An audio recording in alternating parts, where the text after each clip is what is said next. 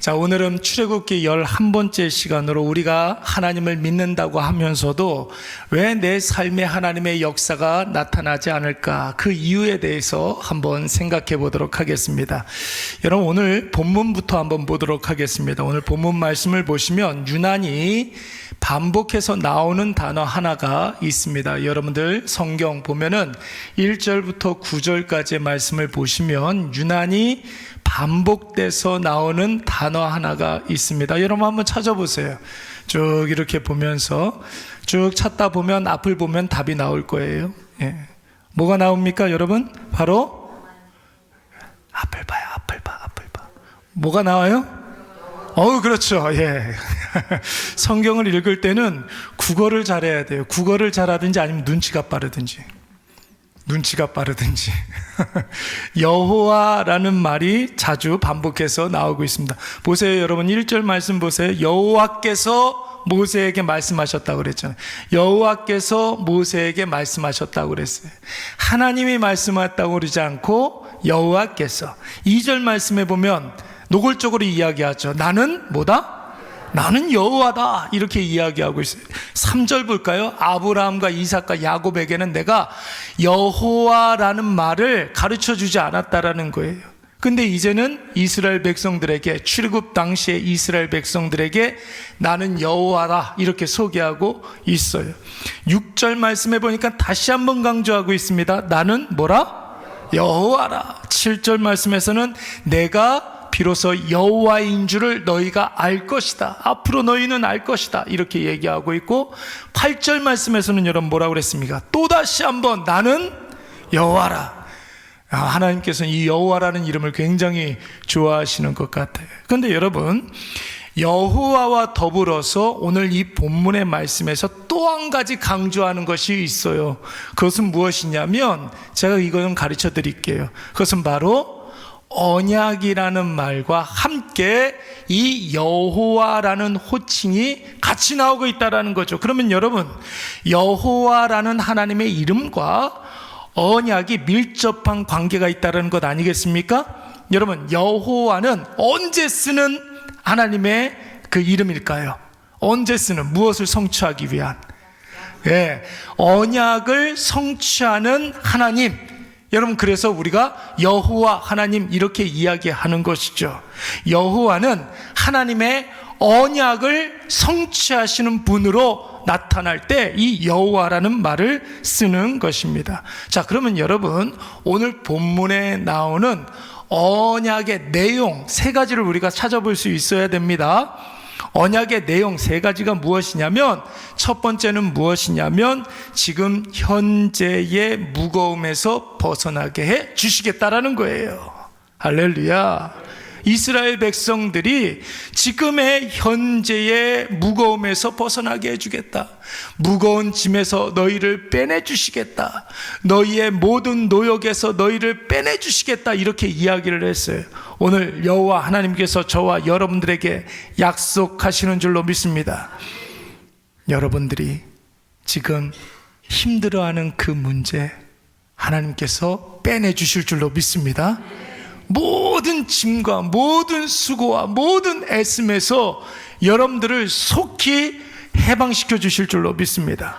뿐만이 아니에요. 2번째는 무엇이냐면 애굽에서 나가 자유민이 되게 해 주실 것이다, 이렇게 이야기를 하고 있어요. 이스라엘 백성들에게. 여러분, 우리는 다 영적인 이스라엘 백성들 아닙니까? 여러분, 애굽에서 나가게 해 주시겠다라는 것은 무엇을 의미하는 거예요? 너희의 모든 죄를 다 사해 주시겠다라는 거예요. 우리의 모든 문제의 근원인 죄의 문제를 여러분, 하나님께서 해결해 주시겠다라고 약속하고 있습니다. 3번째는 약속한 무엇을 주시겠다? 가나안 땅을 주시겠다, 이렇게 이야기를. 지금의 무거움에서 벗어나고, 그리고 죄의 모든 문제, 그러니까 애굽에서 너희들을 벗어나게 해 주실 것이고 자유민이 되게 해 주실 것이며, 그리고 너희에게 가나안 땅을 주시겠다고 약속하고 있는 거예요. 그래서 왜 그렇게 하느냐? 하나님께서 왜 이런 일을 하시느냐? 하나님 살아계심을 너희가 믿게 하기 위해서. 참 인간은 그래요. 하나님께서 수많은 기적을 보여주시고 엄청난 사랑을 주시고 은혜를 부어주시는데도 불구하고 우리 자주 하나님 살아계신다는 사실을 잊어먹고 살죠. 까먹고 살잖아요. 그렇잖아요, 여러분. 저는 그 말이 참 좋아요. 살아계신 하나님. 그 말 한마디면 여러분 모든 것이 다 해결되는 거예요. 하나님께서 지금도 살아계시기 때문에 살아있는 모든 것들은 다 일하지 않습니까? 그렇죠? 그렇잖아요. 살아있는 모든 것들은 다 일을 한단 말이에요. 그렇잖아요. 그래서 살아있는 모든 것들은 가치가 있는 거예요. 하나님께서 살아계시기 때문에 지금도 일을 하시는데 누구를 위해서? 나를 위해서. 왜? 나의 무엇이 되기 때문에, 아버지가 되어주시기 때문에. 그러니까 하나님께서 살아계시는데 전능하심으로 일하고 계시고 그 전능한 하나님께서는 우리의 아버지가 되어주신다는 거예요. 그렇다면 여러분, 하나님의 이름 여호와라는 말과 하나님이 하신 언약과 굉장히 밀접한 관계가 있지 않습니까? 하나님께서 지금 계속해서 이스라엘 백성들에게 여호와, 하나님의 이름 여호와를 강조하는 것은 약속을 반드시 지키시는 신실하신 하나님을 강조하는 것입니다. 여러분 꼭 기억하시기 바랍니다. 오늘 이스라엘 백성들에게 약속하신 이 세 가지 언약은 우리의 삶에서 반드시 이루어지는 줄로 믿습니다. 그래서 여러분들의 그 모든 짐, 힘듦, 어려움, 외로움, 고통, 걱정, 근심, 불안함, 그리고 초조함, 두려움, 하나님께서 다 벗어지게 할 것이고 우리를 자유케 하실 줄로 믿습니다. 그리고 뿐만 아니라 이 세상에서 우리에게 약속하신 복을 분명히 주실 거예요. 왜요? 하나님은 살아계시기 때문에. 여러분, 신앙생활하는 데 있어서 사실 가장 중요한 것이 하나님이 어떤 분이신지를 아는 게 중요한 거예요. 하나님 어떤 분이신지를 아느냐. 누군가가 저한테 하나님 어떤 분이십니까? 물어보면 저는 주저하지 아니하고 하나님 살아계십니다, 이렇게 이야기할 거예요. 왜냐하면 하나님 살아계십니다라는 그 말 안에 모든 게 다 들어가 있기 때문에 그렇습니다. 아무것도 모르고 무조건 믿는다고 하는 것은 그냥 믿고 싶은 감정으로 끝날 확률이 굉장히 높아요. 남들이 믿으니까 덩달아 나도 믿는다고 이야기할 수 있게 그런 확률이 높은 거죠. 우리가 하나님을 지식적으로 체험적으로 알아가면서 하나님을 믿는다고 하면 그때의 하나님은 어떤 관념으로 끝나지 않거든요. 하나님은 종교가 아니라고 그랬어요. 여러분, 우리가 믿는 이 하나님, 이 신앙은 종교가 아닙니다. 종교라고 이야기하면 세상에 여러 종교들을 다 인정해야 되는, 그 중에 한 가지가 우리 기독교라는 거예요. 여러분, 기독교는, 우리의 신앙은 생명인 줄로 믿습니다. 생명이에요, 여러분. 그러니까 다른 종교들하고 우리가 타협하지 않는 거예요. 너무 독단적이지 않냐? 너무 배타적이지 않냐? 여러분, 그거는 인간의 눈으로 봤을 때 그런 것이죠. 나에게 생명인데, 나한테 생명인데 그 생명과 세상을 바꾸라고요? 어떻게 바꿉니까, 여러분? 그러니까 우리는 타협할 수가 없는 거예요. 여러분, 그때 하나님은, 우리가 그 하나님, 생명이신 하나님을 우리가 붙잡고 있으면, 여러분, 그 하나님은 어떤 관념이나 개념으로 끝나지 아니하고 그 하나님과 내가 관계를 가지면서 신앙생활을 하는 나에게 실질적인 어떤 능력을 우리가 느끼게 된다라는 것이죠. 그렇잖아요, 여러분. 하나님 믿어서 좋은 점들을 우리가 누리게 되는 거예요. 그래서 그것을 제가 가끔 가다가 신앙생활에 효능감이 있어야 된다, 제가 가끔 이런 이야기를 해요. 예수 믿어 좋은 점이 예수 믿지 않는 사람들이 모르는 그 예수 믿어 좋은 점들이 우리에게 있어야 된다는 거예요. 여러분, 가만히 생각을 해보세요. 오늘은 낮에 그런 생각이 들더라고요. 야, 내가 죽어 천국에 간다는 게 얼마나 감사한지 괜히 그런 생각이 들더라고요. 그러니까 뭔가 좀 든든하더라고요. 오늘은 또 저만 그런 생각을 하네요. 여러분들 그렇지 않습니까? 내가 언제 죽을지 모르는데 하나님께서 나를 부르시면 내가 하나님 나라에 가게 된다라는 거, 그거 자체가 우리에게 위로가 되지 않습니까? 그렇잖아요. 예수 모르는 사람들은 전혀 모르는 그 기쁨이 우리에게 있는 거예요. 그래서 여러분, 그 하나님을 아는 것이 얼마나 중요한지 몰라요. 우리에게 하나님이 어떤 분이신지를 아는 것.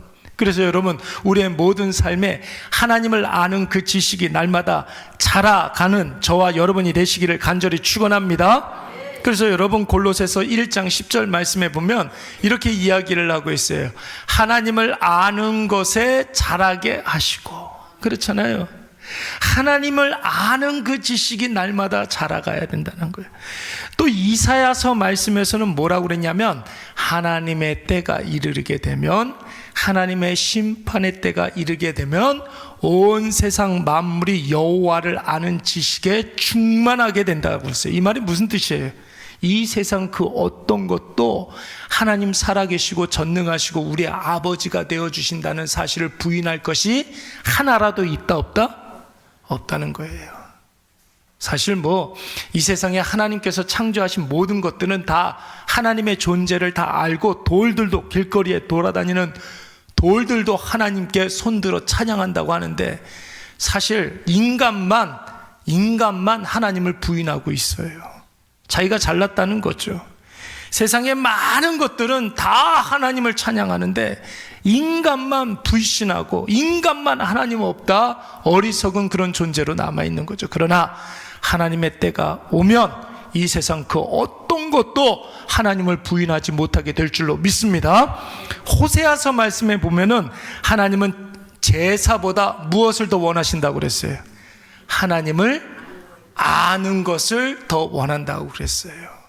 예, 여러분, 우리가 예배 드리는 거 굉장히 중요한데, 여러분, 하나님을 알고 예배 드리는 게 중요한 거예요. 그래서 늘 여러분들에게 늘 권면하지 않습니까?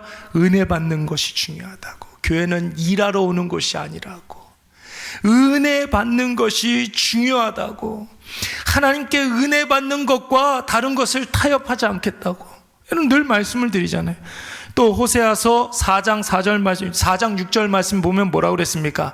하나님을 아는 지식이 없으면 어떻게 해야 된다고요?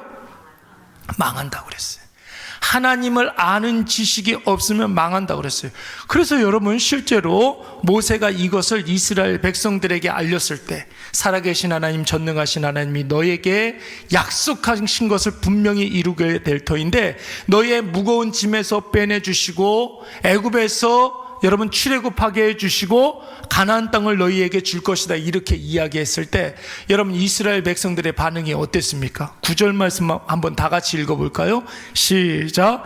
모세가 이와 같이 이스라엘 자손에게 전하나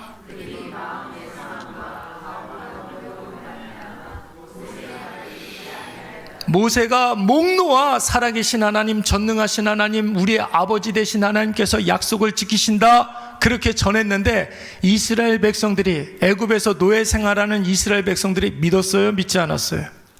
안 믿었어요. 여러분, 모세가 이스라엘 백성들에게 말로 하나님이 어떤 분이신지를 전달했을 때, 가르쳐 줬을 때 이스라엘 백성들은 그 말을 듣지 않았어요. 왜 모세의 말을 안 듣고 하나님의 말씀을 안 믿었습니까? 자신들의 삶이 어땠기 때문에? 힘들었기 때문에. 너무나 힘들었기 때문에. 그 마음의 상함과 가혹한 노역으로 말미암아 그 말을 믿지 않았다는 거예요. 하나님의 말씀보다 힘든 현실이 더 먼저였던 것이. 내 코가 석잔데 무슨 하나님이, 보이지도 않는 하나님이 뭐 그런 말씀을 하셨다고 그래? 지금 나는 당장 이 가혹한 노역 때문에 너무 힘들어 죽겠어. 여러분, 인간적으로 봤을 때 이해가 됩니까? 안 됩니까? 인간적으로 봤을 때 이해가 돼요? 안 돼요? 이게 누구의 모습이에요? 예, 우리의 모습 아닙니까? 여러분, 삶이 너무 힘들고 고달프면 옆에서 뭐라고 하든지 뭐라고 그러든지 잘 들려요? 안 들려요? 안 들리잖아요. 내 삶이 너무 고달프면 예배를 드려도 우리의 정신이 딴 데 가 있을 때가 너무나 많이 있어요. 기도를 해도 남들은 열심히 기도를 하는데 멍 때리고 있을 때가 있어요? 없어요? 왜요? 내 삶이 너무 힘들고 고달프니까. 오히려 나는 힘들어 죽겠는데 목사님이 혹은 누군가가 자꾸 이래야 한다, 저래야 한다 이렇게 이야기하면 여러분, 뭐가 나요? 짜장면이 먹고 싶잖아요. 짬뽕도 생각나고 짜장면도 생각나고 그렇잖아요, 여러분. 몰라서 그런 게 아니라 내 삶이 너무 고달프고 너무 힘드니까 그런 거죠. 근데 여러분, 이스라엘 백성들이 언제 어떻게 하나님의 말씀을 우선시하기 시작했습니까? 여러분, 이랬던 이스라엘 백성들이 결국은 하나님을 인정하잖아요. 이 당시에 이 출애굽기 현실에서 언제 여러분 하나님의 말씀을 인정하기 시작했습니까? 언제 하나님의 약속을 신뢰하고 하나님만 바라보기 시작했습니까? 애굽 땅에 재앙이 내리면서부터. 몇 개의 재앙? 10개의 재앙. 첫 번째 재앙은 뭐예요? 나일강이 피로 바뀌고, 개구리 재앙, 피개, 이재앙. 네. 제가 이 세 가지만 이야기하는 이유가 있겠죠? 왜 그러겠습니까? 그거밖에 몰라서 그런 걸까요? 다 알아요. 피개, 이팍, 도구매, 흑장. 근데 제가 잘 안다고요. 근데 세 가지만 이야기했던 이유가 있어요. 이 세 가지 재앙은 애굽과 이스라엘 백성들이 공통으로 당했던 재앙이었던 거예요. 아마도 제가 볼 때는 이스라엘 백성들이 오늘 본문에서 믿지 않았기 때문에 하나님 얼마나 좋으신 분이신지, 하나님께서 약속을 얼마나 신실하게 생각하시는지 가르쳐주기 위해서 세 개의 재앙은 똑같이 당했던 것 같아요. 그리고 네 번째 재앙, 파 뭐예요? 네, 파리 재앙부터는 고센 땅에, 이스라엘 백성들이 살고 있는 고센 땅에는 임하지 않게 됩니다. 그때 비로소, 재앙을 당하면서 비로소 여러분 이스라엘 백성들이 하나님 살아계시는구나, 관념으로 계시는 분이 아니구나, 개념이 아니구나, 종교가 아니구나, 이것을 깨닫기 시작했던 거예요. 깨달으니까 하나님께서 이스라엘 백성들만큼은 파리 재앙부터는 당하지 않게 해 주시는 것이죠. 여러분, 여기에서 우리가 한 가지 결론을 내릴 수 있지 않습니까? 하나님을 아는 지식이 매우 중요하다고 했는데, 이때의 하나님을 아는 지식은 누가 알려주고 누가 가르쳐주는 지식으로서는 한계가 있어요. 목사가 여러분들에게 가르쳐주고 성경 공부를 하고 설교를 하고, 이거는 여러분 한계가 있어요. 누군가가 가르쳐주는 그 하나님으로서는 한계가 있다. 하나님에 대한 정보를 전달해 주는 것 뿐이죠. 하나님에 대한 정보를 우리가 습득하는 거예요. 하나님에 대한 정보를 많이 알려면 여러분 어디 가면 됩니까? 요즘 학비도 싼 것 같은데 다 신학교 가시면 돼요. 요즘 신학교들을 많이 안 가서 힘들다고 그러던데. 그러나 신학교에 진학을 하고 성경을 독파하고 막 성경을 막 이렇게 20독 30독을 하고 신학 서적을 많이 읽는 것은 참된 하나님에 대한 지식이라고 볼 수가 없어요, 여러분. 신학교에 가서 신학을 배우고 성경을 막 20번씩 30번씩 읽고 성경 공부를 열심히 하고, 이거는 하나님에 대한 참된 지식이라고 볼 수가 없습니다. 참된 하나님에 대한 지식은 내 삶에 임하신 하나님이 나에게 약속한 것을 이루시는 그 역사를 체험하는 것, 하나님을 체험하는 것. 여러분, 그때 비로소 우리는 하나님에 대한 참된 지식이 생기게 되는 줄로 믿습니다. 겪어야 되죠. 백문이 뭐라고 그랬어요? 불여일견이라고 그랬어요. 약속하신 대로 하나님이 나와 함께 하심을 체험하고 깨닫고 느끼고 고백하고 그리고 선포하는 것. 여러분, 이것이 중요한 거예요. 성경 말씀대로 내 삶에 하나님이 강력하게 일하심을 경험하고 깨닫고 선포하는 것. 그래서 그 체험, 그 깨달음, 그 고백, 그 선포가 결단코 흔들리지 아니하고 굳건한 믿음으로 우리에게 완전히 내면화되어서 고착화되어서 마음의 생각과 그리고 말과 행실과 선택과 결정과 뜻과 계획으로 우리의 그 신앙이 나타나게 되는 거죠. 흔들리지 아니하고 체험이 있어야 되는 거예요. 1990년대 초반부터 한국 교회에 아주 좀 달라지는 프로그램들이 좀 이렇게 생겨나기 시작했어요. 90년대 초반부터 성경 공부 프로그램들이 굉장히 많아지기 시작했고, 또 듣도 보도 못한 제자 훈련이다 뭐 이런 그런 프로그램들이 많이 신설이 되었습니다. 그래서 교회들마다 성경 공부 프로그램, 제자 훈련 프로그램 이런 것들이 많이 생겼어요. 사실은 뭐 교회의 90년대 초반에 그런 일들이 있기 전에 80년대 초반부터 대학생 선교 단체에서부터 성경 공부 바람이 불기 시작해서 CCC라든지 IBF라든지 뭐 이런 여러 가지 조이라든지 대학교 선교회에서부터 뭐 이런 성경 공부 프로그램들이 많이 생겨났는데, 그것으로 인해서 대학생들이 이렇게 부흥이 일어나니까 이거를 그러면 교회에서 좀 적용해 가지고 한번 해보자, 성도들한테. 그렇게 해서 성경 공부 프로그램이 많이 생겼습니다. 처음에는 교회에서 성도들의 지적 수준이 이렇게 많이 향상이 되었고, 하나님에 대한 이론을 이렇게 가르치면 오히려 성도들에게 더 많은 은혜가 되겠다 이렇게 생각을 해가지고 성도들의 신앙, 함양, 뭐 옛날에 이런 말 많이 썼었는데 함양이라는 말, 그렇죠? 이러기 위해서 하나님에 대해서 가르쳐주고 성경에 대해서 이렇게 알아야 된다고 해서 성경 공부를 시작을 했습니다. 그래서 여러분 신학교에 이렇게 가면은 조직신학, 교의신학 똑같은 말인데, 여러분 먼저 서론을 배우고 그 다음에 신론을 배우고, 신론 하나님에 대해서 배우고 인간론에 대해서 배우고 기독론이 기독론은 여러분 뭘 말하는 걸까요? 신론은 누구를 배우는 거예요? 하나님. 인간론은요? 죄에 대해서 배우는 거예요. 기독론은, 기독이 뭐예요? 기독. 우리 기독교인데 기독이 뭐예요? 그거 잘 모르죠. 옛날에는 그리스도라는 말을 크리스트 이 말을 우리나라 선조들이 잘 발음이 잘 안 됐단 말이에요. 예, 지금도 잘 안 되시는 분들이 있잖아요. 그리스도라는 말. 그거를 그래서 한자로 이렇게 표기를 할 때 기독이라고 표기를 한 거예요. 그리스도를 표기를 할 때 한자로 그리스도 100번만 하면 기독이 된대요.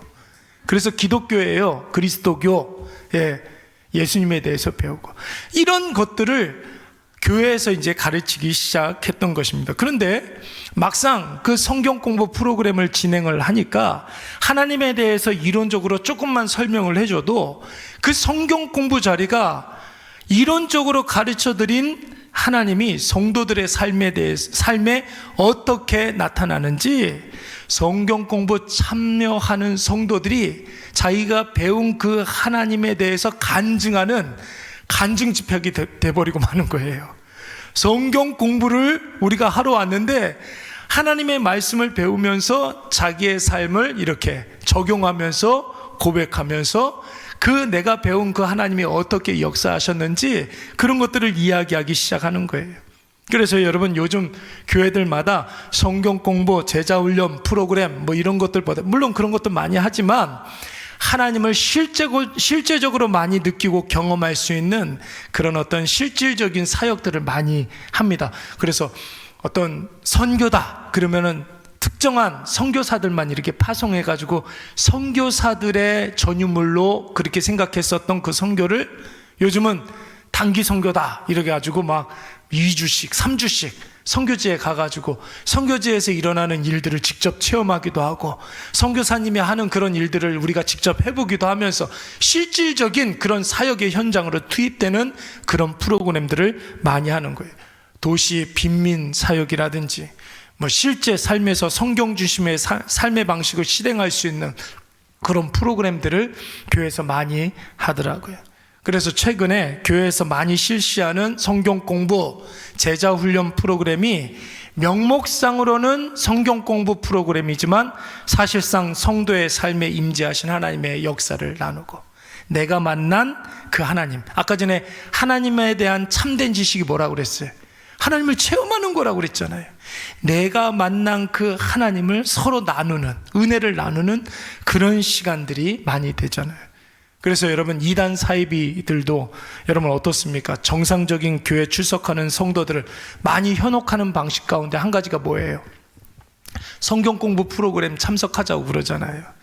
길을 쓰고 성경 공부 프로그램. 그래서 여러분 요즘 그 정상적인 교회 이렇게 다니시는 분이 거기에 빠집니까? 안 빠집니까?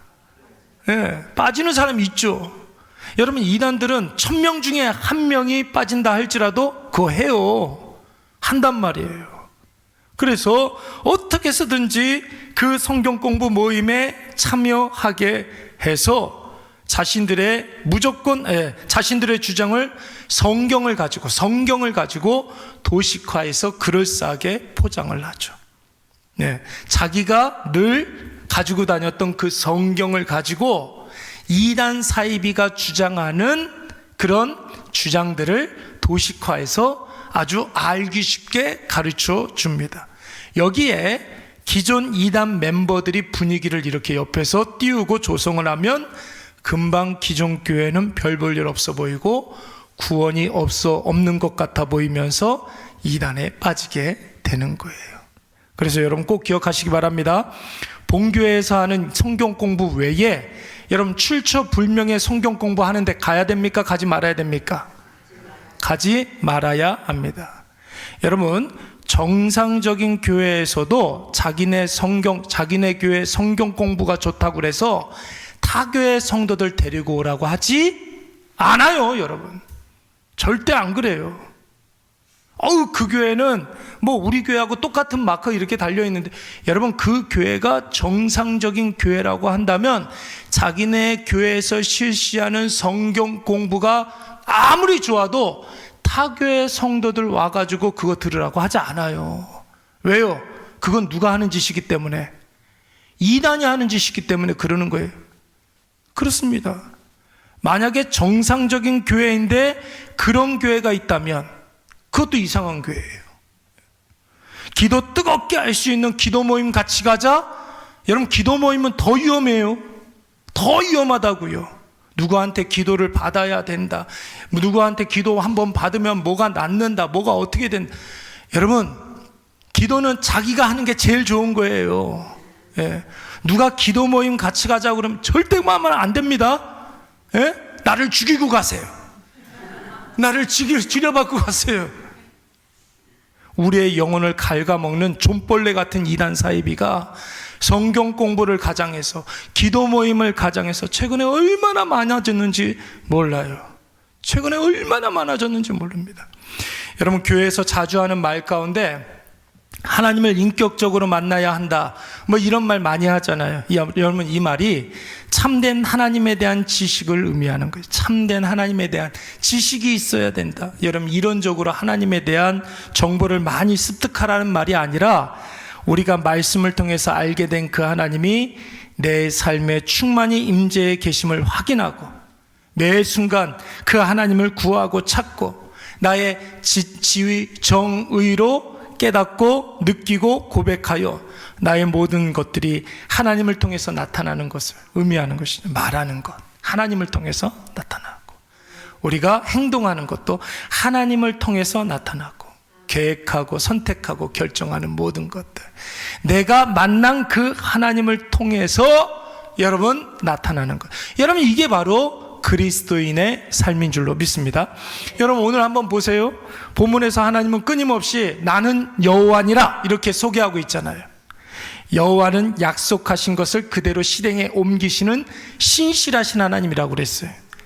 여러분, 지금 나를 짓누르고 있는 삶의 무게에서 벗어나게 하시고 세상의 애굽에서 노예 생활을 청산하고 자유케 하신다고 그랬어요. 그리고 선조 아브라함 때부터 약속하셨던 그 가나안 땅을 반드시 주시마 약속하셨습니다. 여러분, 그렇다면 이것을 이스라엘 백성들이 믿었어요, 안 믿었어요? 처음에 안 믿었어요. 모세는 여러분 믿었습니까, 안 믿었습니까? 믿었어요. 여러분, 모세나 이스라엘 백성들이 하나님의 존재를 다 알았어요. 관념으로는 알았어요. 그런데 결정적인 순간에 하나님의 백성, 이스라엘 백성들은 하나님의 언약, 하나님의 여호와시라는 것을 믿지 못했어요. 그런데 모세는 그것을 믿게 된 거죠. 그 차이가 뭡니까? 모세는 호렙산에서 불붙은 떨기나무에서 여호와 하나님을 만난 거예요, 인격적으로. 그렇잖아요. 대화를 하면서 6번이나 못 가겠다고 이야기했는데 하나님께서 모세를 설득해서 애굽 땅으로 보내주셨어요. 근데 이스라엘 백성들은 그를 믿지 못하는 거예요. 하나님에 대해서 지식적으로는 풍부했지만 자신의 삶 속에 임해 계시는 하나님을 실질적으로 체험하지 못했기 때문에, 그러니까 여러분, 하나님보다 지푸라기 없이 벽돌 만드는 것이 더 힘들게, 더 중요하게 느껴지게 된 거예요. 하나님 여호와라는 사실, 하나님의 해방시켜 주시고 모든 짐을 내려놓게 하시고 가나안 땅을 주겠다는 그 사실을 믿지 못했던 것입니다. 그러므로 사랑하는 여러분, 꼭 기억하시기 바랍니다. 하나님은 끊임없이 우리에게 계시하고 계세요. 지금도 하나님께서는 우리에게 나 여기 있다, 나는 여호와다, 계속해서 우리에게 말씀하고 계세요. 무엇을 통해서? 하나님 성경 66권을 통해서 우리에게 계시하고 계시는 줄로 믿습니다. 말씀을 통하여 하나님이 누구인지를 알려주시고, 그 하나님을, 하나님의 말씀으로 계시된 그 하나님을 우리의 삶 속에서 계속해서 알게 해 주시는 거예요. 지푸라기 없이 벽돌 만드는 거 너무나 힘들게 느껴지면, 그것 때문에 여러분 안달복달하면, 여러분 성경 이 66권에서 이야기하는, 계시하는 그 하나님이 보이지가 않아요. 맞습니다, 여러분. 그런데 성경에서 계시하시는 그 하나님을 내 인생 가운데, 내 삶 가운데 인격적으로 만나게 되면 지푸라기 없이 벽돌 만들라는 그것이 전혀 문제로 여겨지지가 않는다는 거예요. 왜요? 하나님이 하시리라는 확신이 있기 때문에 그런 것이죠. 하나님의 말씀이 내 삶의 현실이 되면 그때부터는 여러분, 태산 같은 문제가 있어도 전혀 두렵지 않게 될 줄로 믿습니다. 태산보다 말씀이 크다는 사실을 이미 체험했기 때문에 여러분, 태산이 무슨 문제가 되겠습니까? 그렇죠? 태평양인들 문제가 되겠습니까? 그렇지 않잖아요. 태양 같은 그런 어떤 여러 가지 짐이 온다 할지라도 여러분, 그것이 가볍게 느껴지는 거예요. 왜요? 태평양보다 말씀이 더 크기 때문에, 태양보다 하나님의 말씀이 더 능력이 있기 때문에. 우리 예수님께서도 요한복음 14장 21절 말씀에서도 이렇게 말씀하셨습니다. 우리 요한복음 14장 21절 말씀 다 같이 읽습니다. 시작.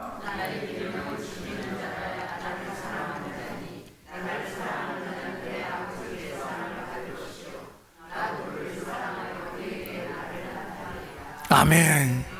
여러분, 수십 년 예수 믿고 교회 생활 수십 년 했는데, 그래서 성경 말씀에 대해서 성경 상식 같은 거 많이 아는데, 그거를 그냥 알고 끝나는 사람하고, 이제 간 예수 믿었는데 말씀 하나 붙잡고서, 그 작은 말씀 하나 붙잡고서 여러분 그 은혜 가운데 살아가는 사람, 여러분 하나님께서 누구를 더 좋아하시겠습니까?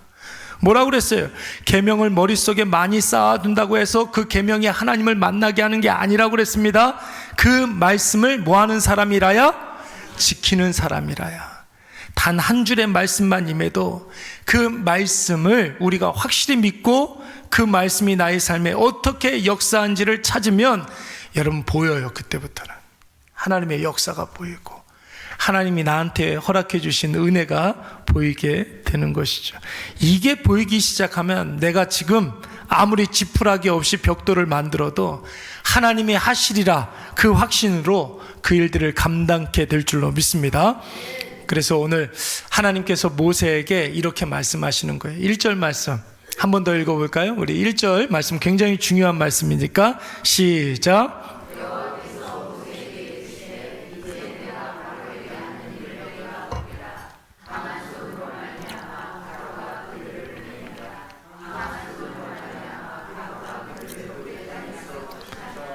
아멘. 여러분, 이 말씀에서는 좀 인상 깊게 느껴지는 표현이 뭐가 있습니까? 두 번 반복되고 있어요. 똑같은 말. 강한 손으로 말미암아. 누구의 손입니까? 하나님의 손, 강한 손, 능력의 손, 전능하신 손. 하나님의 살아계심과 전능하심과 나의 아버지 되심이 아주 선명하고 분명하게 나타난다는 것입니다. 사랑하는 여러분, 꼭 기억하시기 바랍니다. 말씀을 좀 맺겠습니다. 오늘 말씀은 간단해요. 여러분, 하나님은 여호와세요. 여호와 하나님, 언약을 반드시 지키시는 하나님, 신실하신 하나님. 이 단순한 진리가 우리 삶에 와닿지 않는 이유가 무엇입니까? 너무 내 삶에 우리가 함몰되어 있기 때문에, 내 삶에 너무 사로잡혀 있기 때문에 내가 믿는 하나님과 내 삶을 이렇게 연관짓지 않는 거예요. 계속 내 앞에 있는 그 문제에만 집중해 있으니까. 지금도 역사하시는 그 하나님과 내 문제를 이렇게 연결지어야 여러분 이 문제를 해결할 수 있는 답이 보이는데, 하나님은 전혀 보지 않고 그 문제에만 빠져 있으니까 너무 이 문제 때문에 힘들게 되는 거예요. 우리가 들은 말씀을 확실히 믿고 그 말씀이 나에게 어떻게 나타나는지를 관심을 갖고 찾으면 하나님이 반드시 하나님의 역사를 이 문제 가운데서 보여주실 줄로 믿습니다. 하나님의 말씀이 나에게 어떻게 능력 있게 나타나는지를 보면 이 능력이 내 문제를 해결해 주시는 거예요.